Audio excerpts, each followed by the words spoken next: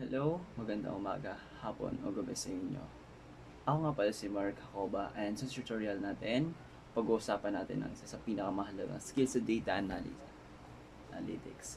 Ang paggawa ng basic descriptive statistics gamit ang Python library na tinatawag natin NumPy. Para saan nga ba lesson na ito?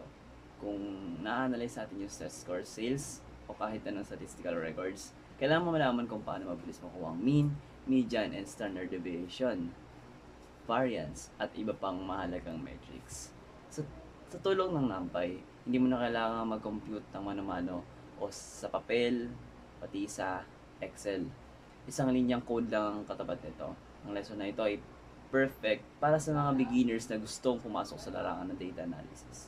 Kailangan natin kailangan natin inyong ihanda ang mga code editors at tara, simulan natin. First step, we have to go sa command prompt. And lagyan natin yung code na to. Pip install numpy. And yan, kusa na siya mag-install. And ayan, nakikita nyo naman na naka-install na talaga siya dyan. Kaya X na natin yan, no? Yan, new file. Import numpy as LP. Ayan, in short ng sample data. Ayan. Data and array. So, lagyan natin yung data, yung number na kailangan natin. 85, 90, ganyan, 92, 88, 76, 95, and 89. Close na natin.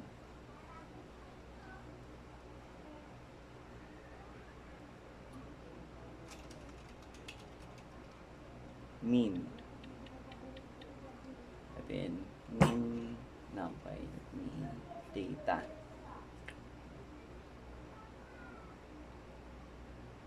Kasi kuha natin yung central tendency, no? Tapos, mean.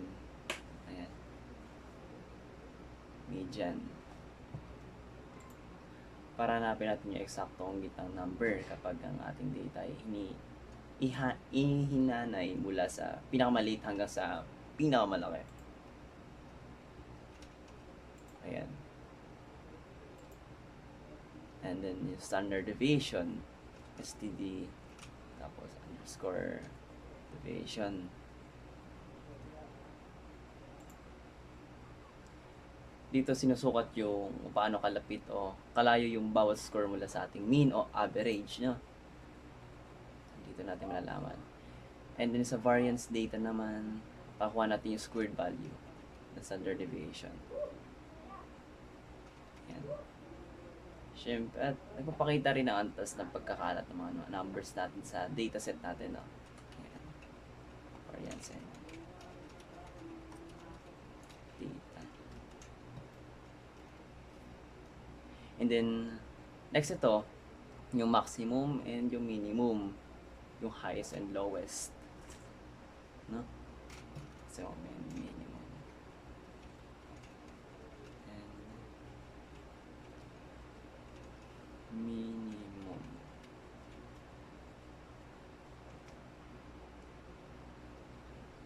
So, sa maximum, ang pinakamataas sa score o yung sa loob ng ating array. Data. And then, so, ito is minimum. Dito yung mababa, no? Pinakamababang dataset. Mean data. Ayan. And yung sum naman natin. Ilalagay natin yung sum. Yung pinag-add lahat. Ayun. Total numpy sum data. Huwag natin kakalimutin yung data kasi yun yung number. So, dito na yung ating print mean. Ayan. Okay, sa part na to, ang statement na print para pagsamahin natin yung ng label text ang mga calculated variables upang lumabas ang malinis at madaling basahing ulat. Okay? Ayan. Median. Tapos, print. Standard deviation.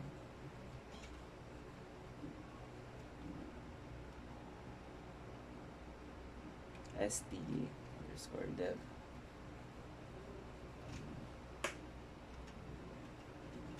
And then, sunod na ito is variance.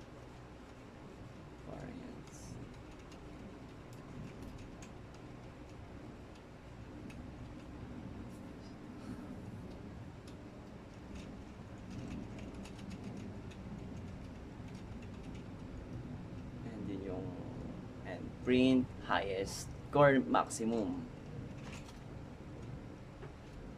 Highest score, tapos maximum.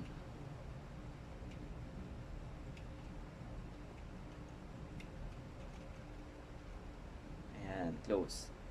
Sunod print yung pinaka lowest score, which is the lowest score natin, no? Yan. Minimum.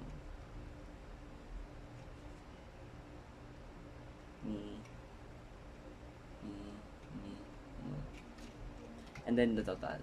The total.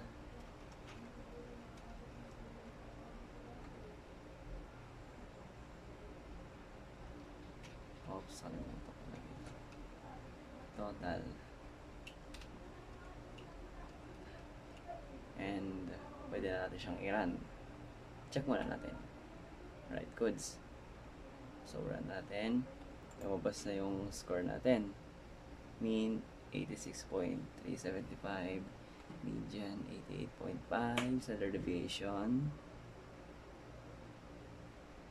6.7. Variance, 43.23. The highest score is 95 and the lowest is 76. So, total naman is 691. Right, ito lang po yung lesson natin sa NumPy and I hope na may natutunan tayo. Bye-bye!